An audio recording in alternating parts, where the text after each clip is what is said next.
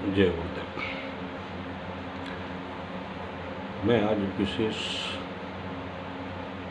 प्रकरण पर साधकों के संज्ञान में एक चिंतन लाना चाहता हूँ, जो कि प्रत्येक साधक के जीवन पथ पर बहुत ही सहायक के रूप में कार्य करेगा।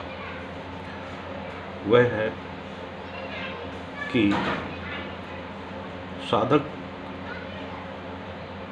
जीवन यदि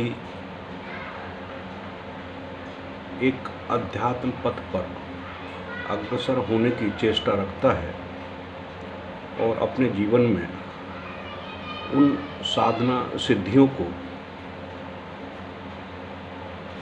अंगीभूत कर उसे संग्रहित कर और सफलतापूर्वक अपने जीवन में उसका उपयोग करने की चेष्टा करता है और समाज में अपने आप को सही ढंग से प्रतिष्ठित करता है, उसके लिए आवश्यक है कि उसको निम्न बातों का या आगे कही हुई बातों का विशेष ध्यान रखना अति आवश्यक है।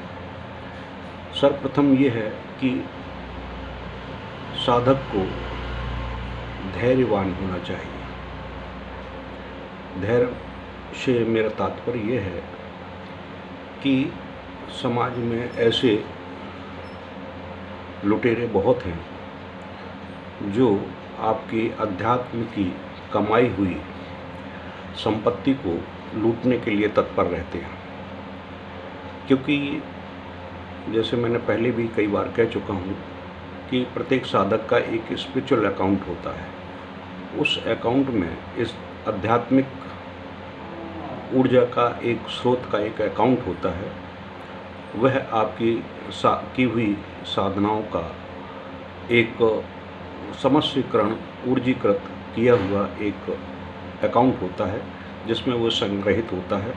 वह प्रत्येक साधक की जो आत्मस्वरूप व्यवस्था है, उस आत्मस्वरूप व्यवस्था में, उस बैंक में वह संग्रहित रहता है। जब साधक धैर्यवान होता है तो वो किसी के उस्कावे में, बहकावे में, चमत्कार में, अहंकार में अपनी साधनाओं का प्रदर्शन करने से बचता है। अगर धैर्यवान होगा तो अधैर्यवान जो व्यक्ति होता है, जिसमें धैर्य की कमी होती है, वो किसी के बहकाने में, उस्काने में या अपने अहंकार को चमत्कार के रूप में दिखाने के लिए तत्पर हो जाता है। नतीजन ये होता है कि उसका किया हुआ जप तप पूजा पाठ का जो अकाउंट है वह शून्य पर पहुंच जाता है। ये एक पहली बात हुई। दूसरी बात यह है कि साधक को, जैसे मेरे दोनों वीडियो आपने देखे होंगे निष्प्रह और विदेह के संबंध में, एक निष्प्रह का है और एक विदेह का। तो जब साधक निष्प्रह और विदेह युक्त अपना जीवन यापन करने के लिए व्यवस्थित होता है तो उसे बहुत सावधानी करनी पड़ती है। सावधानी ये है कि उसको निरंतर असंवेदनशील की स्थिति से गुजरना होता है। एक असंवेदनशील का जो चोला है अपने ऊपर आवरण के रूप में रखना पड़ता है, जिससे कि उसकी जो अंतस्थ चेतना है, अंतस्थ ऊर्जा है, जो अंतस्थ बैंक अकाउंट का जो नंबर है वह ओपन ना हो, जिससे कोई उसको लूट सके। जिस प्रकार साइबर क्राइम में आजकल घटनाएं हो रही हैं कि सावधानी हटी दुर्घटना घटी, वह किसी प्रकार से KYC के रूप में या अन्य किसी प्रकार से या कोई लिंक डाल के या किसी प्रकार से आपके बैंक अकाउंट का कोई भी प्रकरण का संज्ञान अपने में ले लेते हैं और आपके बैंक अकाउंट से पैसे निकल जाते हैं। ठीक इसी प्रकार से स्पिरिचुअल अकाउंट में आपको बहुत संभल कर चलना होता है कि जरा सी असावधानी से, जरा सी संवेदनशीलता से आपका अकाउंट नील हो सकता है। क्योंकि लुटेरे बैठे हुए हैं। वो लुटेरे कौन हैं? आपके माँ बाप, भाई बहन, बंधु बांधव, संबंधी, सामाजिक व्यवस्था, सामाजिक लोग या अन्य जो आपके रास्ते में मिल जाते हैं उनके। मेरा कहने का मतलब ये है कि यह जो सामाजिक व्यवस्था है वह साधक के लिए एक रोल के रूप में है। ठीक है, माता पिता हैं, भाई बंधु हैं, बंधु बांधव हैं, सामाजिक व्यवस्थाएं हैं, उनके प्रति आपका कर्तव्य है कि सहानुभूतिपूर्वक आप उनका कार्य करिए, व्यवस्था करिए, उनकी सेवा सुसरा करिए, सब कुछ करिए, लेकिन असंवेदनशील होकर।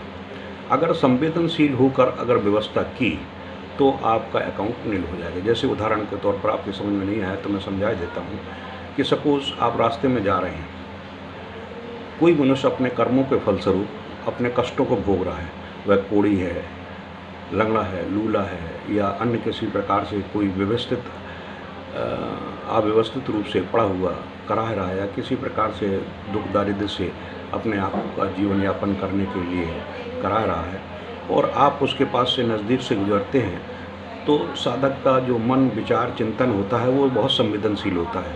तो उस संवेदनशीलता के अंतर्गत वह प्रभु से याचना करने लगता है, अपने इष्ट से याचना करने लगता है कि हे प्रभु इसको बचा लें, इसकी व्यवस्था करते हैं।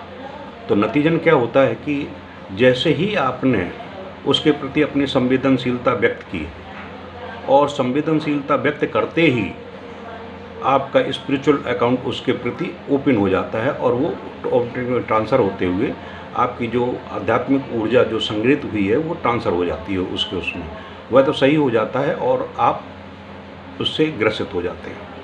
जैसे उदाहरण के तौर पर मैं और प्रमाण के रूप में इसको प्रस्तुत कर दूं, आपने देखा होगा सामाजिक व्यवस्थाओं में कई जगह देखा होगा कि जैसे उदाहरण के तौर पर एक माँ का बेटा कहीं दूर होता है, लेकिन माँ अगर वो बीमार होता है तो माँ को मालूम पड़ जाता है।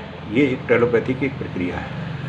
ठीक इसी प्रकार से जब माँ का कोई बालक बीमार होता है तो माँ हाथ उठाकर यूँ करती है कि हे प्रभु मेरे बालक को इतना दुख हो रहा है, कष्ट हो रहा है, हे प्रभु आप ऐसी व्यवस्था करें कि इसका दुख दूर हो जाए, चाहे भले ही मेरे को कष्ट हो जाए। तो आप देखेंगे कि बच्चा तो सही हो जाता है और माँ को कष्ट होना शुरू हो जाता है। तो ये एक साइपन सिस्टम है।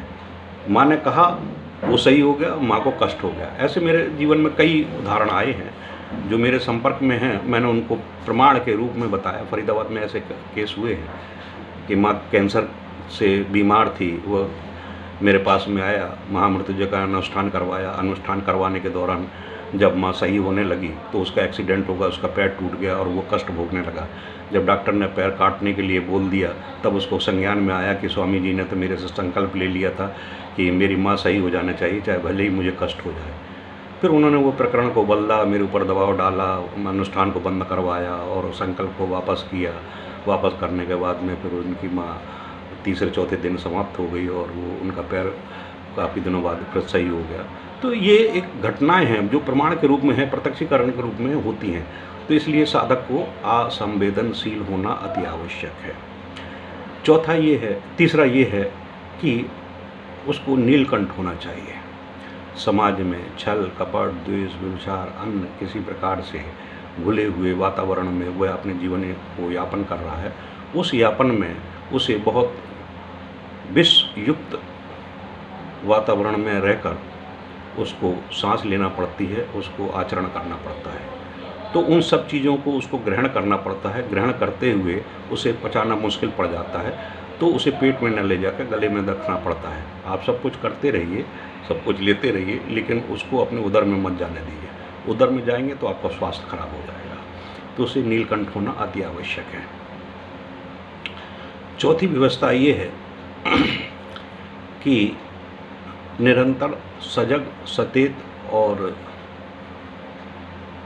बहुत ही बुद्धि विवेक के साथ में जीवन यापन करने की चेष्टा करनी चाहिए, ताकि गुरु के प्रति, श्रेष्ठवान लोगों के प्रति, अपने किए हुए कर्म के प्रति और कुछ ऐसी प्रक्रियाएं जो हैं वह और भी हैं जो मैं आगे चल के बताऊँगा। इनके प्रति अगर जरा से भी अश्रद्धा, अविश्वास की स्थिति पैदा हो जाती है तो आपका किया हुआ जब तब पुण्य आदि सब क्षीण हो जाता है। इसलिए सतर्क मेरा कहना यहाँ चरितार्थ होगा, जो मैं अपने फेसबुक पे या सब कहीं लिखता हूँ।